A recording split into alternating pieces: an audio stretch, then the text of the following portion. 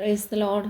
യെശയ്യാ പ്രവാചകൻ്റെ പുസ്തകം 50-ാം അധ്യായം അതിൻ്റെ 1 മുതൽ 11 വരെയുള്ളതായ വേദവാക്യങ്ങൾ. യഹോവ ഇപ്രകാരം അരുളിച്ചെയ്യുന്നു: ഞാൻ നിങ്ങളുടെ അമ്മയെ ഉപേക്ഷിച്ചു കളഞ്ഞതിൻ്റെ ഉപേക്ഷണപത്രം എവിടെ?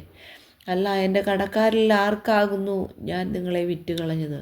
നിങ്ങളുടെ അകൃത്യങ്ങളാൽ നിങ്ങൾ നിങ്ങളെ തന്നെ വിറ്റുകളഞ്ഞും നിങ്ങളുടെ ലംഘനങ്ങളാൽ നിങ്ങളുടെ അമ്മ ഉപേക്ഷിക്കപ്പെട്ടുമിരിക്കുന്നു.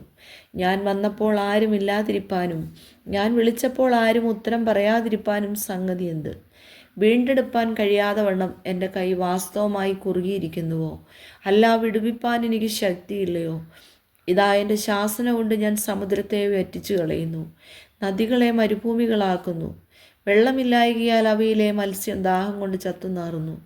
ഞാൻ ആകാശത്തെ ഇരുട്ടുടുപ്പിക്കുകയും രട്ട് പുതപ്പിക്കുകയും ചെയ്യുന്നു. തളർന്നിരിക്കുന്നവനെ വാക്കുകൊണ്ട് താങ്ങുവാൻ അറിയേണ്ടതിന് യഹോവയായ കർത്താവ് എനിക്ക് ശിഷ്യന്മാരുടെ നാവ് തന്നിരിക്കുന്നു.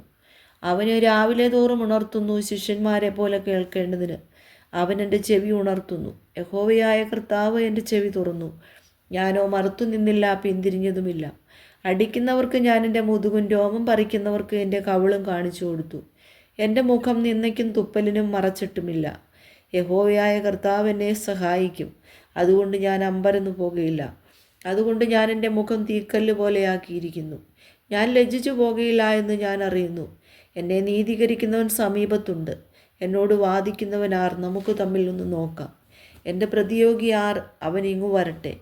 ഇത് യഹോവയായ കർത്താവ് എന്നെ തുണയ്ക്കുന്നു. എന്നെ കുറ്റം വിധിക്കുന്നവനാർ? അവരെല്ലാവരും വസ്ത്രം പോലെ പഴകിപ്പോകും. പുഴു അവരെ തിന്നുകളയും. നിങ്ങളിൽ യഹോവയെ ഭയപ്പെടുകയും അവൻ്റെ ദാസൻ്റെ വാക്ക് കേട്ടനുസരിക്കുകയും ചെയ്യുന്നവനാർ?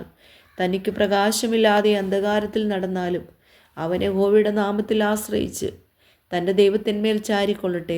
തീ കത്തിച്ച് തീയമ്പുകൾ അരയ്ക്ക് കെട്ടുന്നവരെ, നിങ്ങളെല്ലാവരും നിങ്ങളുടെ തീയുടെ വെളിച്ചത്തിലും നിങ്ങൾ കൊളുത്തിയിരിക്കുന്ന തീയമ്പുകളുടെ ഇടയിലും നടപ്പി. എൻ്റെ കയ്യാൽ ഇത് നിങ്ങൾക്ക് ഭവിക്കും. നിങ്ങൾ വ്യസനത്തോടെ കിടക്കേണ്ടി വരും.